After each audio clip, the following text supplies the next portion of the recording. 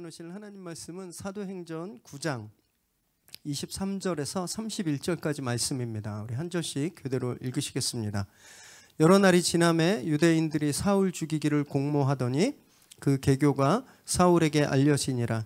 그들이 그를 죽이려고 밤낮으로 성문까지 지키거늘 그의 제자들이 밤에 사울을 광주리에 담아 성벽에서 달아 내리니라. 사울이 예루살렘에 가서 제자들을 사귀고자 하나 다 두려워하여 그가 제자됨을 믿지 아니하니 바나바가 데리고 사도들에게 가서 그가 길에서 어떻게 주를 보았는지와 주께서 그에게 말씀하신 일과 담메색에서 그가 어떻게 예수의 이름으로 담대히 말하였는지를 전하니라. 사울이 제자들과 함께 있어 예루살렘에 출입하며 또 주 예수의 이름으로 담대히 말하고 헬라파 유대인들과 함께 말하며 변론하니 그 사람들이 죽이려고 힘쓰거늘 형제들이 알고 가이사랴로 내려가서 다소로 보내니라. 함께 읽습니다. 그리하여 온 유대와 갈릴리와 사마리아 교회가 평안하여 든든히 서가고 주를 경외함과 성령의 위로로 진행하여 수가 더 많아지니라. 아멘. 오늘 우리에게 주시는 하나님의 말씀입니다. 제가 방금 전 광고에서도 말씀드렸듯이 다음 주부터 1월 한 달간 5주가 되는데 새 표에 맞춘 주제 설교를 이제 5주간 하게 됩니다. 착한 사람 시리즈로 정해봤는데요. 마침 오늘 본문에서 사울의 초기 사역이 딱 끝납니다.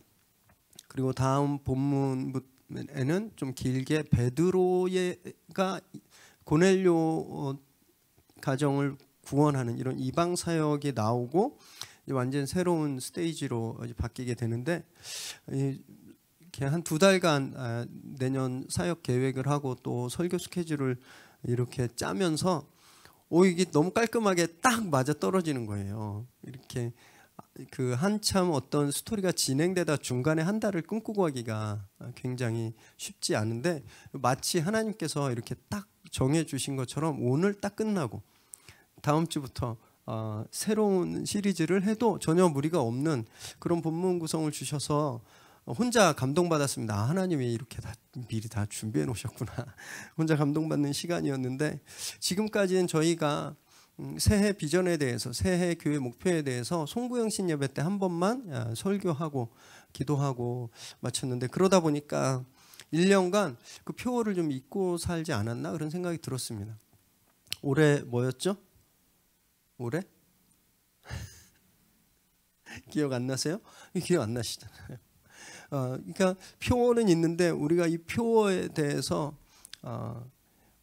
이렇게 집중하지 못하고 그 표어처럼 살아내기가 좀 어려웠다는 생각이 좀 들었습니다. 그래서 이제 내년부터는 매해 1월 한 달을 그렇게 저희가 집중해서 특별 주제 설교를 좀 해서 좀 오래 기억하고 또 도전받고 그렇게 살아내는 그런 시간이 좀 됐으면 좋겠다 해서 이렇게 계획해 보았습니다. 그렇게 하나님께서 이제 우리에게 주시는 말씀 붙들고 새해 또 한 해를 열심히 달려가는 저와 여러분 되시기를 바랍니다. 1948년에 스웨덴에 앙바르 캄프라드라는 22살 청년이 있었습니다. 발음하기가 되게 힘들어요. 앙바르가 아니라 잉바르네요. 잉바르 캄프라드. 이 청년이 뭘 했냐 하면 그 우편 주문으로 물건을 파는 사업을 시작했어요.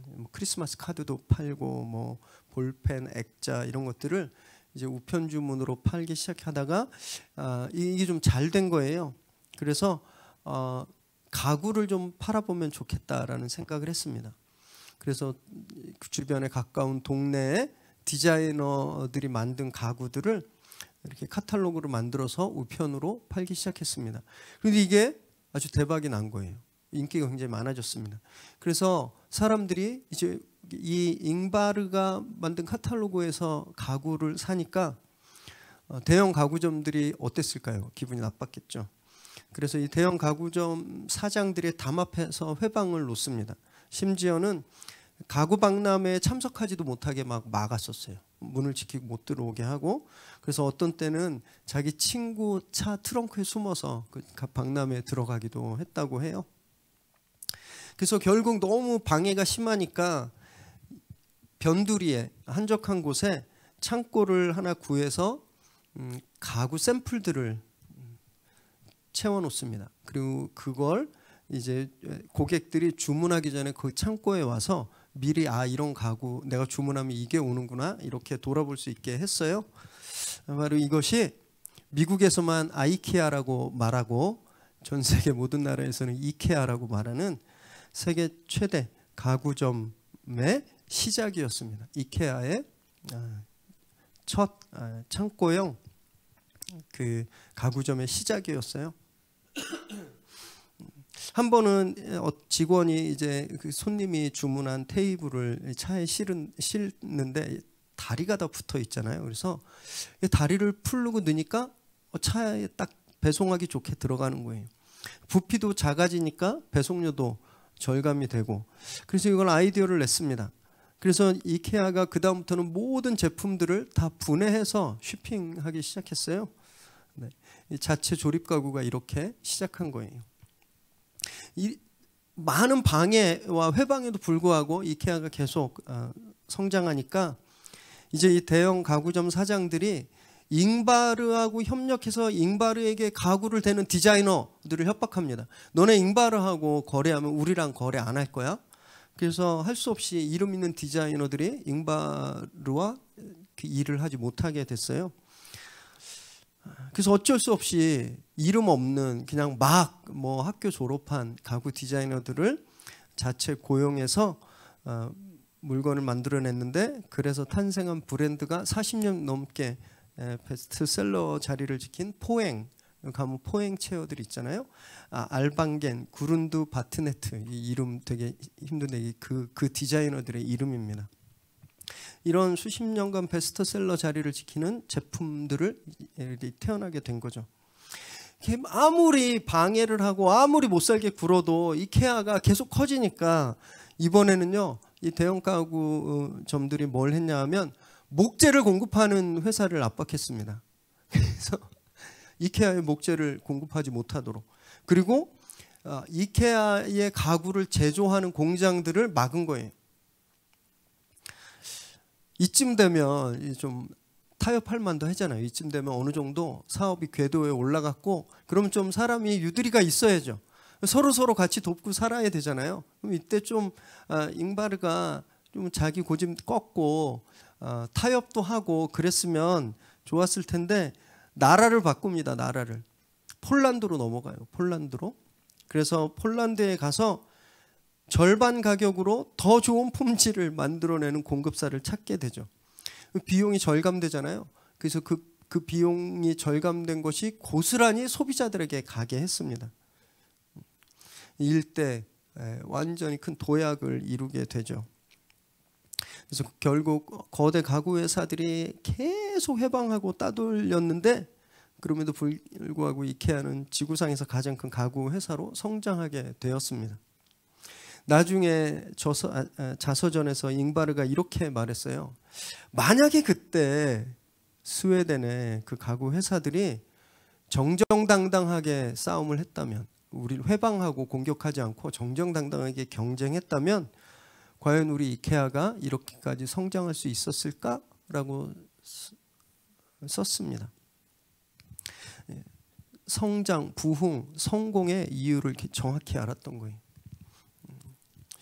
다른 사람들은 고난을 절망으로 여깁니다. 고난이 오면 큰 문제가 생기고 내가 이 문제로 죽었다, 내가 이 문제로 끝났다 라고 생각하고 포기하고 주저앉지만, 잉바르는요, 그 고난이 그 위기를 타개할, 자기 회사를 업그레이드 시킬 그런 기회로 삼았던 거예요. 그래서 고난이요, 꼭 우리를 망하게 하는 거 아니다라는 것을 저희가 알 수 있는 거죠.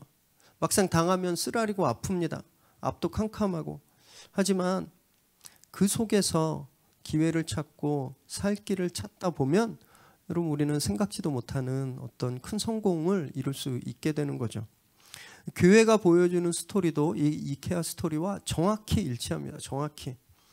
교회가 시작했을 때부터 유대인들은 정말 엄청난 탄압을 쏟아 부었어요.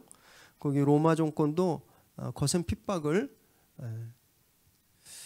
쏟아 부었습니다. 그런데 교회가 그 핍박과 고난과 박해 속에서 사그라지고 죽고 없어진 것이 아니라 교회는 오히려 더 번성하고 부흥했죠. 고난이 불을 끄는 물이 아니라 불씨를 더 살리는 기름일 수 있다라는 거예요. 오늘 본문에도 그런 성장기가 잘 기록되어 있습니다. 말씀을 함께 나눌 때 고난에 대한 우리의 어떤 선입관, 우리의 생각들, 우리의 가치관들이 좀 바뀌고 고난이 우리를 자라게 하는 성장의 자양분이 된다라는 것을 깨닫는 그런 시간 되시기를 바랍니다. 다메섹으로 가는 길에 사울이 빛으로 오신 주님을 만나죠. 사울의 인생이 그 후로 180도 달라집니다. 가던 길을 완전히 유턴하게 돼요. 포악한 탄압자가 열정적인 전도자로 완전히 바뀝니다. 아나니아가 찾아와서 안수하고 눈이 뜨자마자 밥 먹고 힘 차리고 즉시 회당들을 다니면서 주님을 증거했어요. 그 사람 원래 회당들을 다니며 잡아가려고 온 사람인데 정반대가 된 거예요. 회당들을 찾아다니며 주님을 증거했죠. 머뭇거림도 없었습니다. 그리고 한 번 그렇게 돌린 발길을 다시 되돌리지 않았어요. 여러분, 이것이 유턴한 삶의 모습입니다. 뒤돌아보지 않는 것, 떠나온 자를 뒤돌아보지 않은 것, 그리고 세상을 거슬러 사는 것, 이것이 믿음의 유턴을 한 사람들의 삶이라는 거예요. 근데 이 길은요 정말 쉽지 않습니다. 우리가 유턴하면 세상이 즉시 우리에게 압력을 행사하거든요. 사울도 그 거친 세상의 압력을 이제 온몸으로 경험하게 됩니다. 23절에서 25절까지 읽습니다. 시작. 여러 날이 지남에 유대인들이 사울 죽이기를 공모하더니 그 계교가 사울에게 알려지니라.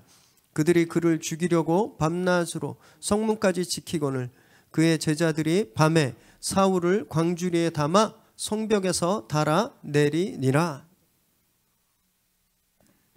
여러 날이 지남에, 그러니까 한참을 사역했다라는 거예요. 다메섹에서 회당들을 다니면서 유대인들이 더 이상 사울을 그냥 놔둘 수가 없을 지경이 되었습니다.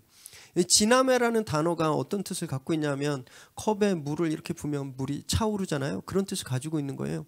그러니까 유대인들의 분노가 컵에서 물이 차오르듯이 점점 차서 넘쳐버린 겁니다. 그래서 죽여야겠구나 마음을 먹은 거예요.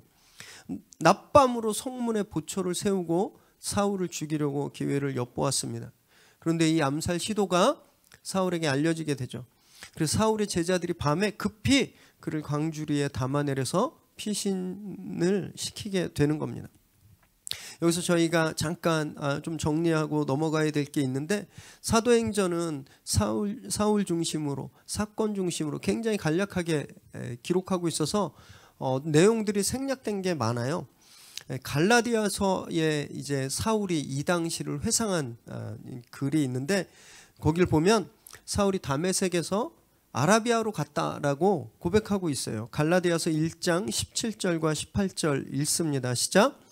또 나보다 먼저 사도된 자들을 만나려고 예루살렘으로 가지 아니하고 아라비아로 갔다가 다시 다메섹으로 돌아갔노라. 그 후 3년 만에 내가 게바를 방문하려고 예루살렘에 올라가서 그와 함께 15일을 머무는 동안, 보면 사울이 회심하고 나서 다메섹에서 복음을 전하다가 아라비아로 갑니다. 그리고 다시 다메섹으로 돌아왔어요. 그 도망치고 3년 만에 예루살렘으로 가게 되는 거죠. 그래서 정확히 3년은 회심하고 나서 3년 후입니다. 그러니까 사울이 예루살렘 예수 믿는 사람들을 잡으려고 떠나고 딱 3년 만에 이제 온 거예요. 그러니까 이 아라비아에서 시간은 약 3년이 조금 못 되는 시간이겠죠. 그래서 오늘 본문이랑 연결해 보면 23절에 여러 날이라는 이걸 포함하고 있습니다. 사울이 다메섹을 거점으로 두고 아라비아에 전도하러 다닌 그런 시간을 뜻해요.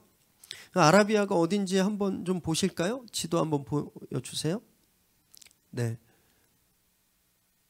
이게 좀 왜냐하면 이따가 다소가 나와서 이 다소까지 넣으니까 그림이 좀 작아졌거든요. 여기가 예루살렘이고 이 위로 올라가서 다메섹이고 이 아래로 조금 내려와 있는데 이게 아라비아입니다. 아라비아.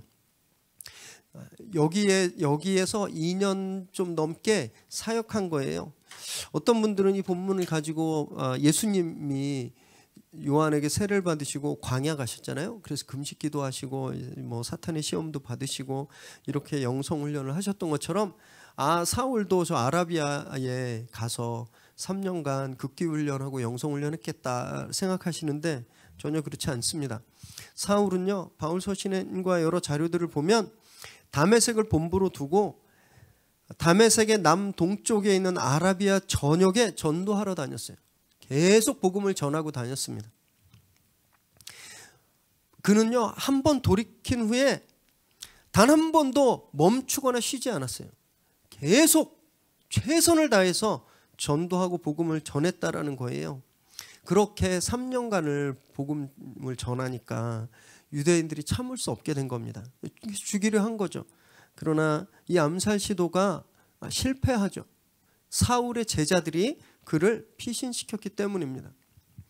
참 보면서 많은 여러 가지 생각을 했습니다. 아니 얼마나 열심히 전도하고 훈련시켰으면 3년도 안 되는 시간에 그를 피신시킬 만한 제자가 생겼을까? 그 열정이 정말 대단하다고 생각할 수밖에 없는 거죠. 그래서 우리는 좀 도전이 돼야 됩니다. 예수 믿고 특히 예수님 믿고 3년 이상 되신 분들 강하게 도전받으셔야 돼요. 아직 전도해 본 적도 없고 더군다나 제자라고 부를 만한 그런 따르는 사람 한 명 없으면 오늘 우리 진짜 강하게 도전받아야 됩니다. 사울이나 우리나 똑같은 주님을 믿고 있거든요. 사울이 품은 복음과 우리가 품은 복음이 똑같습니다. 그리고 사울에게 임하셨던 성령님과 우리에게 임하신 성령님이 똑같아요. 그런데 교회 생활을 10년 넘게 하면서 또 각종 좋다고 하는 보약 먹듯이 그런 양육 훈련 프로그램들 다 수료했는데 그런데 전도를 안 하고 제자가 한 명도 없다라는 건 진짜 가볍게 그냥 넘어갈 문제가 아닌 거예요.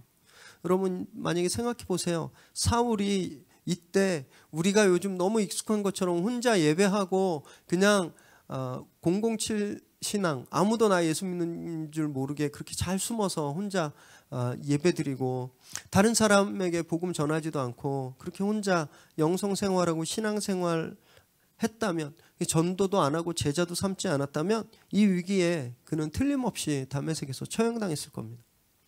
그리고 이방 선교의 그 촛대는 다른 사람에게 넘어갔겠죠.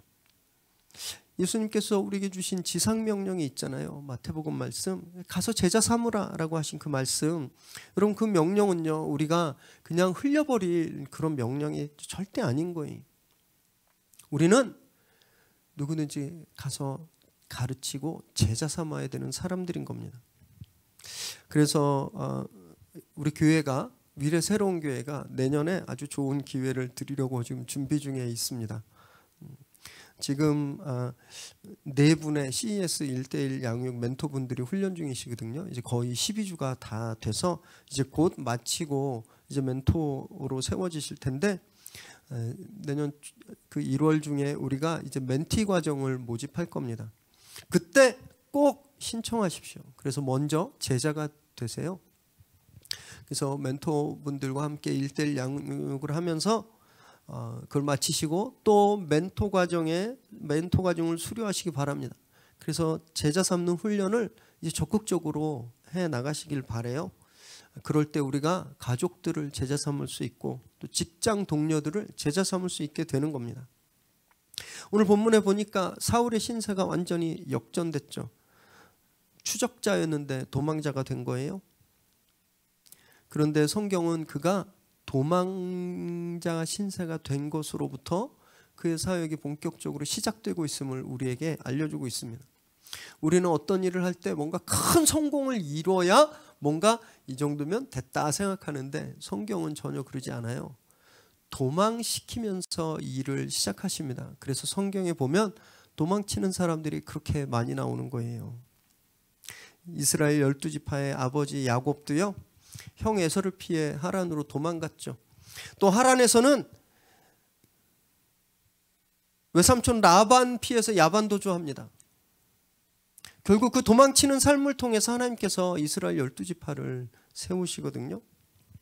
모세도 똑같았어요. 경비병을 죽이고 광야로 도망쳤습니다. 다윗도 마찬가지였습니다. 왕으로 기름 부음 받았지만 그 후로 10년간 그는 도망치는 생활밖에 한 게 없었어요. 여러분, 이들의 도망은요, 비겁한 게 절대 아니었습니다. 그냥 진짜 살려고 호구지책으로 그렇게 비참하게 도망 다니는 그런 피난 생활이 아니었어요. 이들은 이 도망 생활을 통해서 내 삶의 주인이 진짜 누구인지 그것을 분명히 깨닫게 됩니다. 그리고 그 하나님의 훈련기관을 다 마치고 위대한 믿음의 거인들로 세워지게 되거든요. 여러분, 우리도 마찬가지예요. 우리도 때론 도망칠 때가 있습니다. 그럼 굉장히 비참하죠. 가족들 만났는데 막 오해 때문에 말다툼 생기고 불화가 막 생겼는데 내가 그래도 내가 예수 믿으니까 내가 참아야지 하고 참으면 이제 견디기 어렵습니다. 막 부하가 치밀어 오르고, 직장에서도 예수 믿는다는 것 때문에 부당한 일을 당하고 그냥 억울하게 당할 때 내가 힘이 없고 돈이 없고 백이 없고 못 배워서 그냥 이런 꼴 당하나 보다 이렇게 생각하고 비참해질 때가 있어요. 믿음 생활 열심히 할 때 이런 일 생기면 더 힘들죠. 아니, 내가 새벽 예배도 그렇게 나가고 주일 예배 한 번도 빼먹은 적 없고 비대면 예배 때도 정장 입고 내가 예배 드리는데 왜 이런 일들이 나한테 생겨? 억울하고 비참해질 수도 있습니다. 그러나 우리가 기억해야 할 건요, 하나님은 우리가 그렇게 피신하고 도망가는 시간을 무의미하게 없는 시간으로 여기지 않으신다라는 거예요. 하나님 그 시간을 통해서 내가 너의 주인이다, 내가 너를 책임지고 있다, 이걸 우리에게 분명히 알려주신다라는 겁니다. 저 말씀 묵상하면서도 이 말씀을 완전히 믿기로 했습니다. 한참 힘들었거든요. 이 코로나 방역 수칙 때문에 교회가 계속 피해보고 도망치는 것 같은 상황이 이어지잖아요. 제가 장사하는 사람이라면 막 제 권리를 막 주장하겠어요. 막 구청 앞에 가서 당신들 내가 내 장사 못 돼서 우리 가족들 다 굶으면 어떻게 책임질 거야? 막 이렇게 데모도 하고, 소상인들 요즘 이렇게 데모하시잖아요. 그러지도 못하고 그냥 모이지 말라면 성도님들 다 성도님 우리가 진짜 열심히 그렇게 모이지 말아야 됩니다. 뭐 이렇게 권면해 가면서 모이지 않고 보고 싶은 분들도 못 만나고 계속 도망 다니는 그런 시간을 우리가 보내고 있는데, 이 말씀이 저에게 너무 큰 소망을 주신 거예요.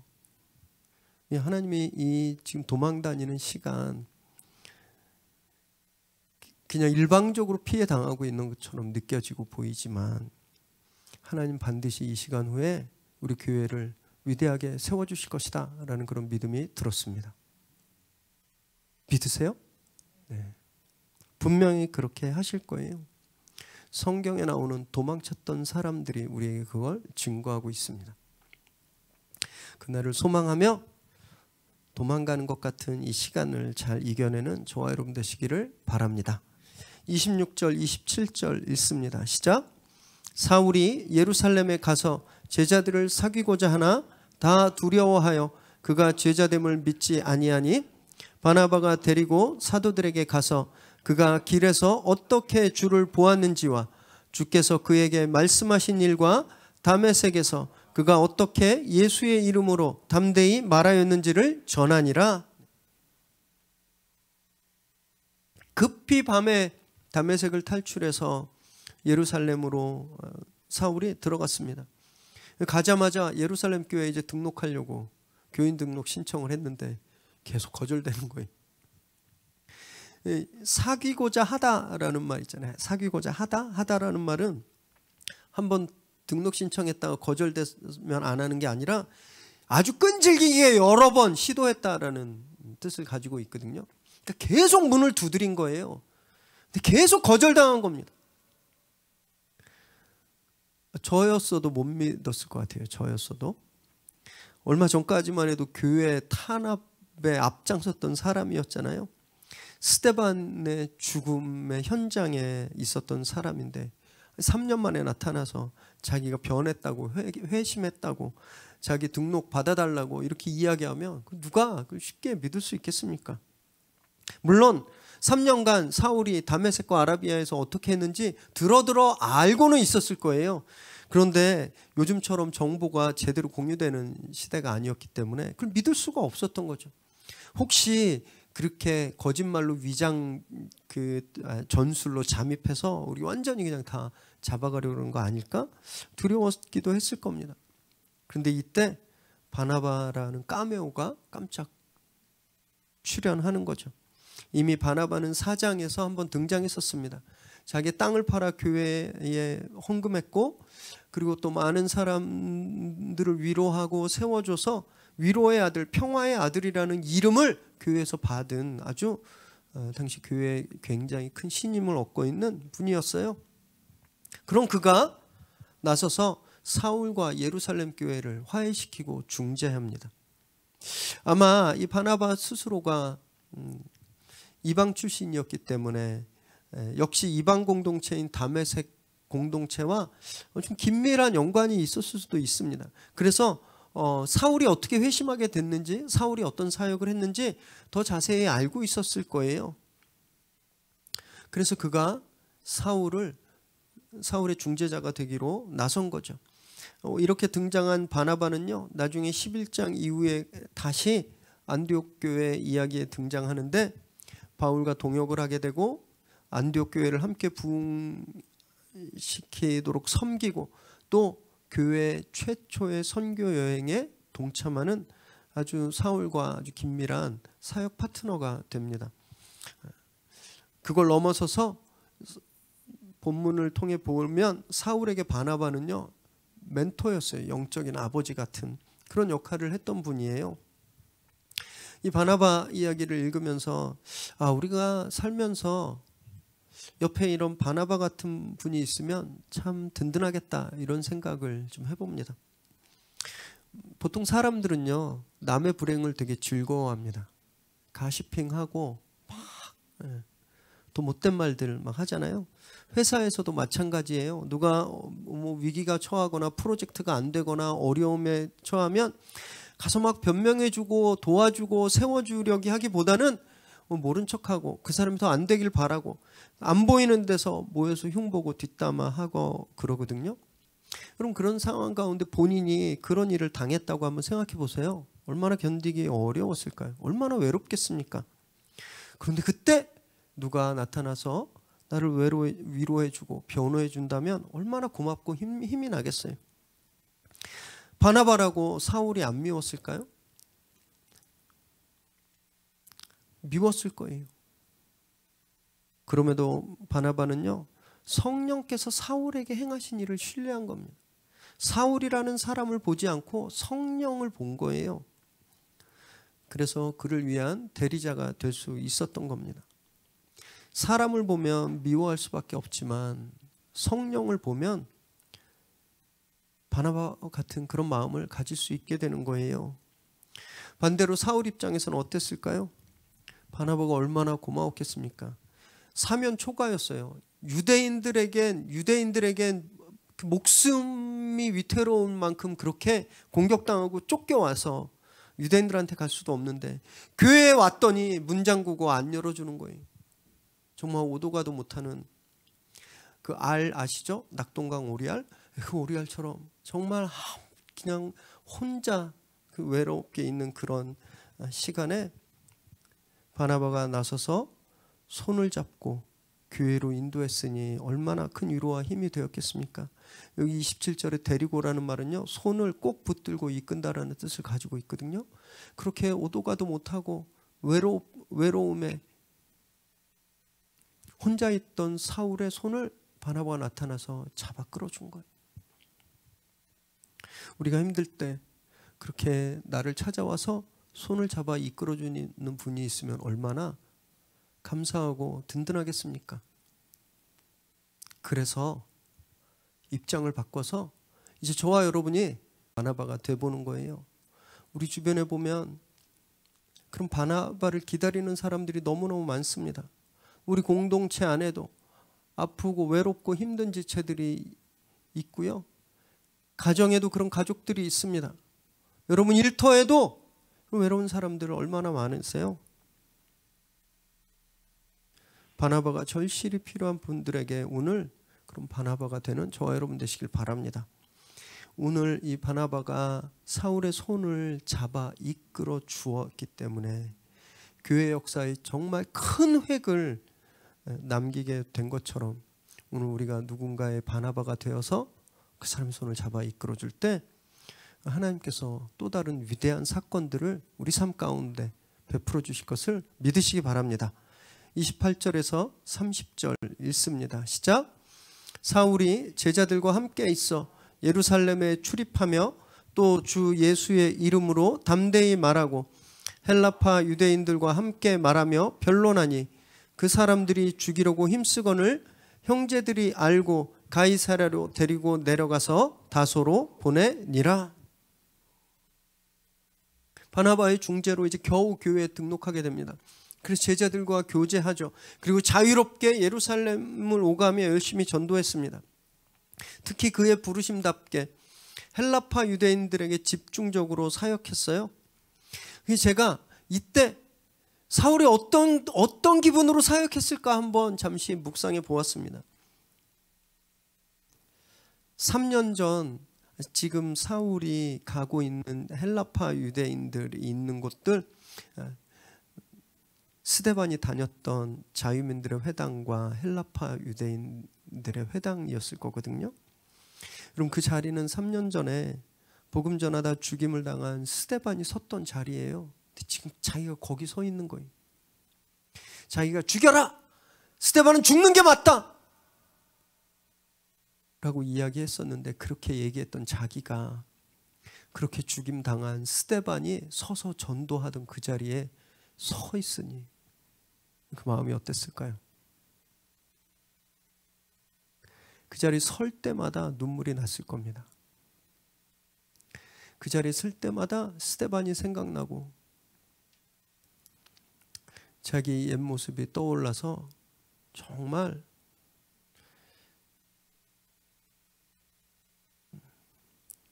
말씀을 전하는 것에 목숨 걸었을 거예요.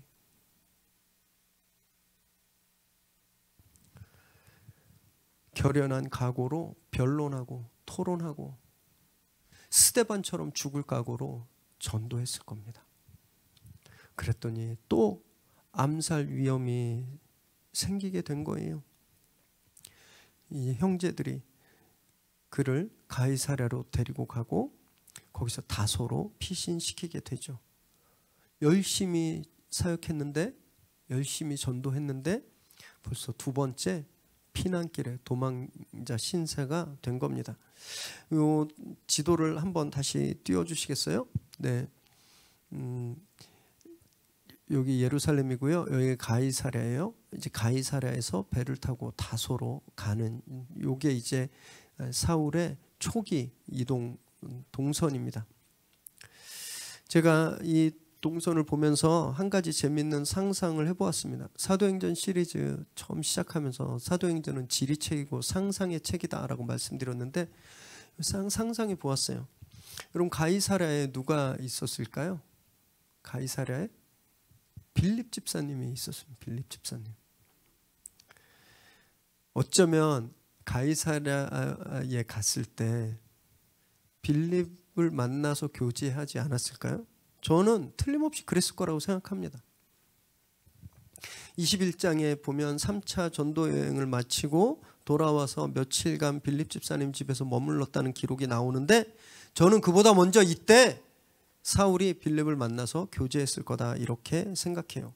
그렇게 생각하는 근거는 누가가 사도행전 8장에서 7 집사들 중에 2 집사님의 이야기만 언급했다라는 게 그 근거가 될 수 있습니다. 스데반과 빌립만을 언급했잖아요. 스데반의 죽음으로 사울이 다메섹으로 가게 되는 결정적인 이유가 됩니다. 결정적인 이유. 그리고 여기에는 나오지 않지만 사마리아에서 사역하다가 가이사랴로 이끌려서 거기서 정착한 빌립을 통해 사울이 여러 차례 도움을 받았을 거예요. 그래서 제 생각에 누가가 특별히 사울과 직접적으로 연관이 있었던 두 분의 이야기만 사도행전에 쓴 것이 아닐까 이렇게 혼자 생각해 보았습니다. 그러면 이렇게 생각해 보니까 하나님이 하시는 일이 너무 놀랍고 예측하기가 너무 어려운 거예요. 등장인물들 각각의 소임들이 있었습니다.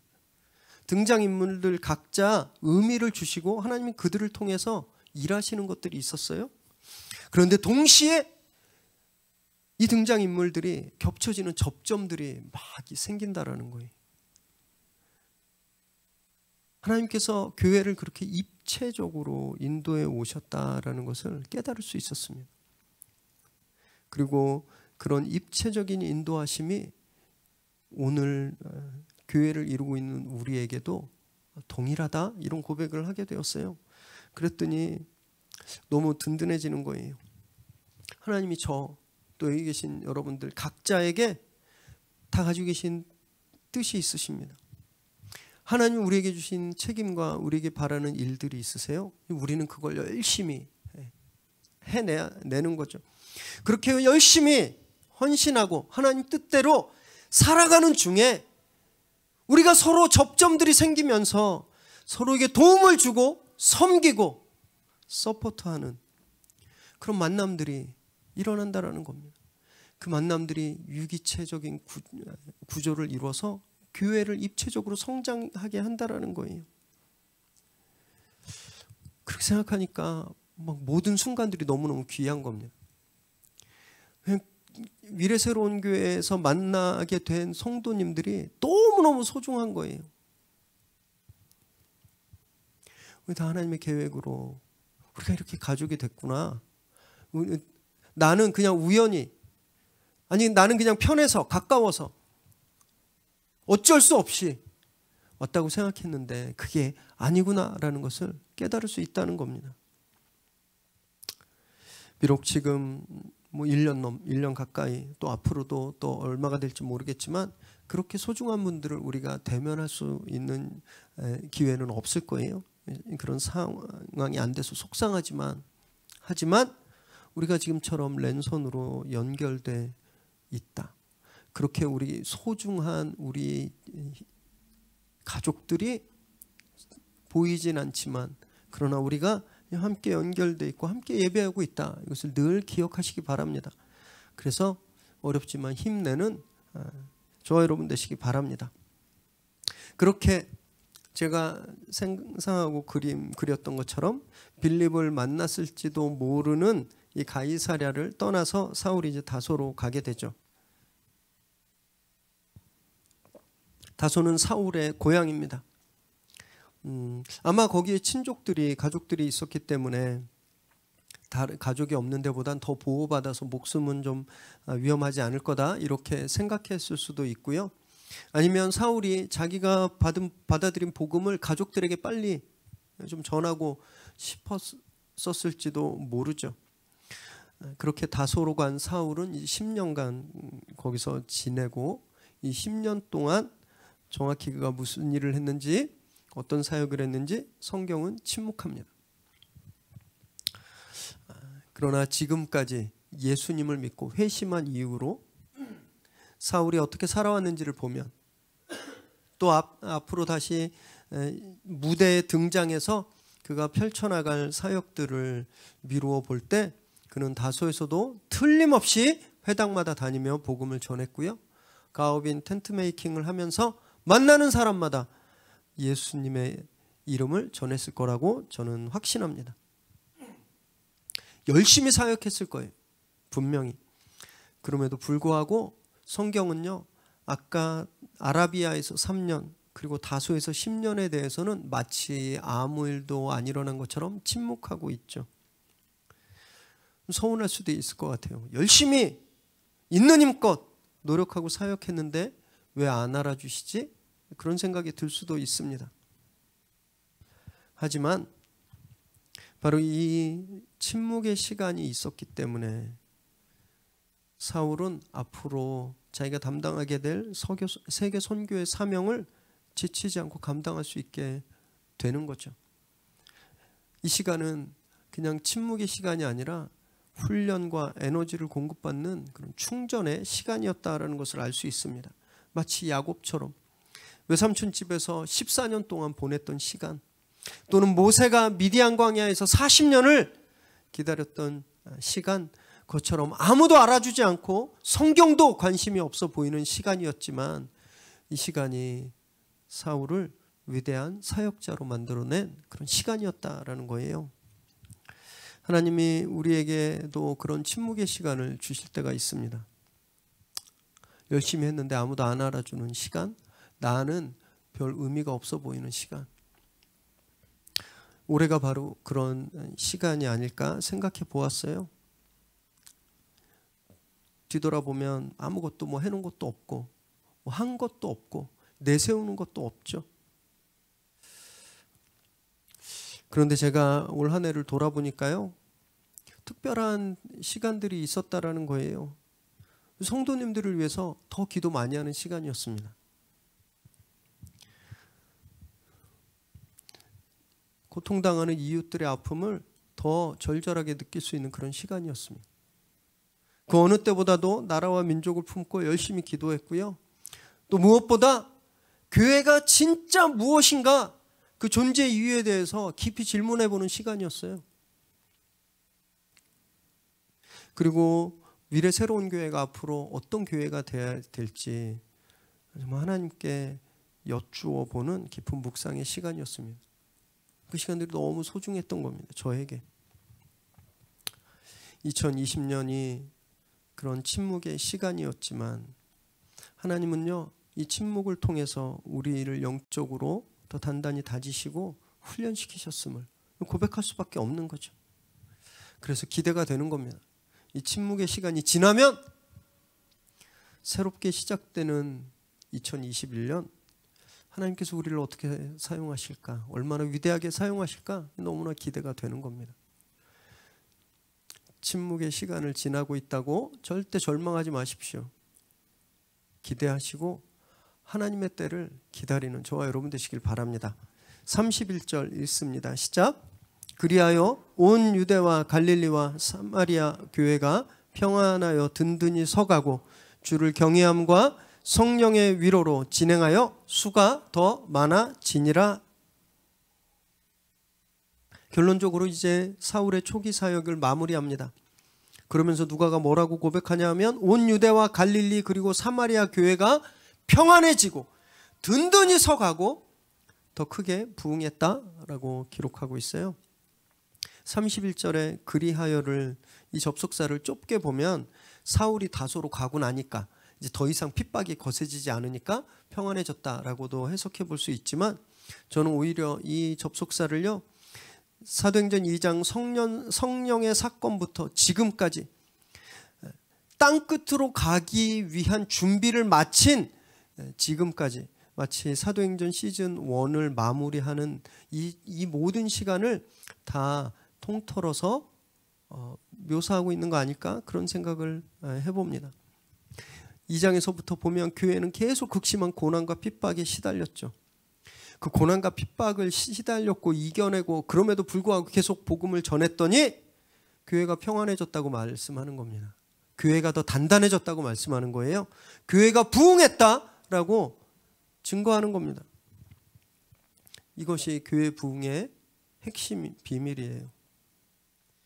교회 성장을 연구하는 많은 분석들을 보면요, 지금으로부터 2세대 전에는 교회 성장, 교회 부흥의 그 아주 핵심은 목회자의 카리스마였습니다. 막 불 뿜고 안수하면 막 병 낫고 하는 이 부흥사 스타일의 카리스마 있는 목회자들이 교회 부흥의 핵심 주축이었습니다.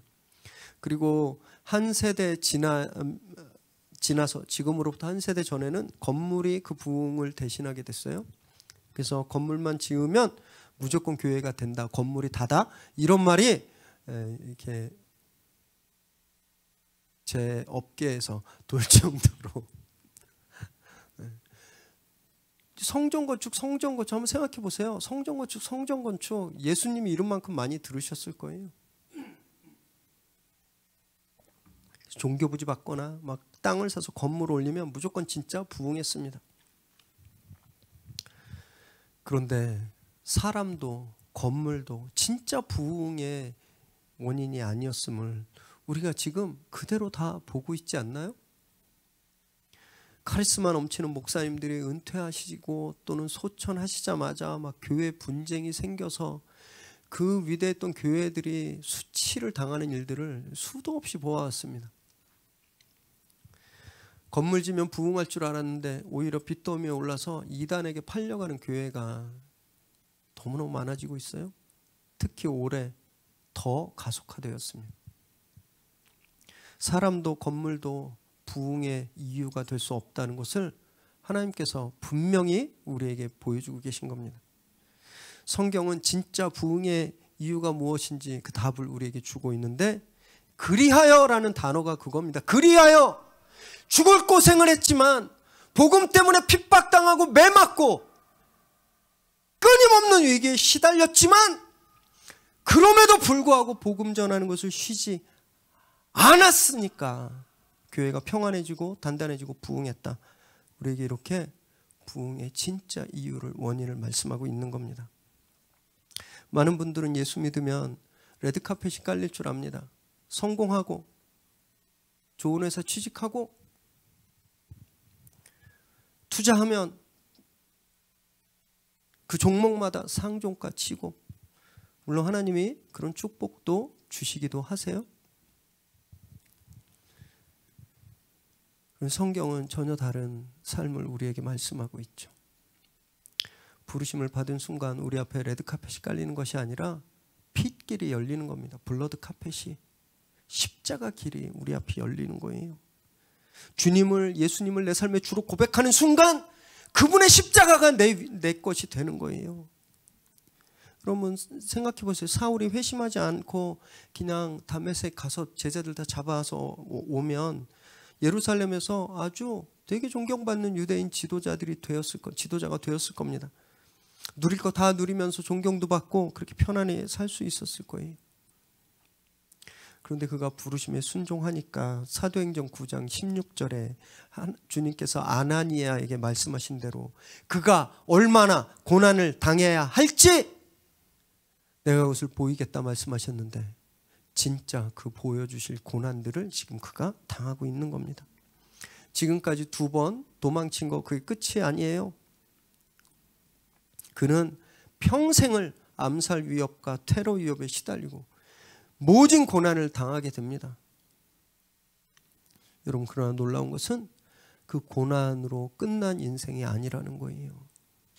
이케아가 고난을 이겨냈더니 지구 최강 가구 회사가 된 것처럼 그 고난을 이겨냈더니 사울은요 역대 최강 전도자가 된 겁니다. 이것이 진짜 축복이고 진짜 부흥의 원동력이라는 거예요. 사랑하는 여러분, 그래서 고난을 두려워하지 마십시오. 잠시 피하고 잠시 도망가는 것, 그것 때문에 너무 비참해하거나 절망하지도 마시기 바랍니다. 고난은요 주님께서 우리를 평안하게 하시려고, 더 단단해지게 하시려고, 그리고 부흥시키고 회복시키시려고 주시는 영양분임을 믿으시기 바랍니다. 부흥은 고난을 먹고 자라는 겁니다. 고난을 먹지 않는 부흥은 가짜고 신기루예요. 핍박이 거세지고 공격이 과격해질 때마다 그래서 나는 성장한다 이렇게 선언하시기 바랍니다. 나는 부흥한다 이렇게 고백하시기 바랍니다. 그 고백처럼 이 침묵의 시간, 이 피난의 시간이 끝나고 정말 거룩한 믿음의 전사로 세워지는 저와 여러분 되시기를 주님의 이름으로 축원합니다. 기도하겠습니다.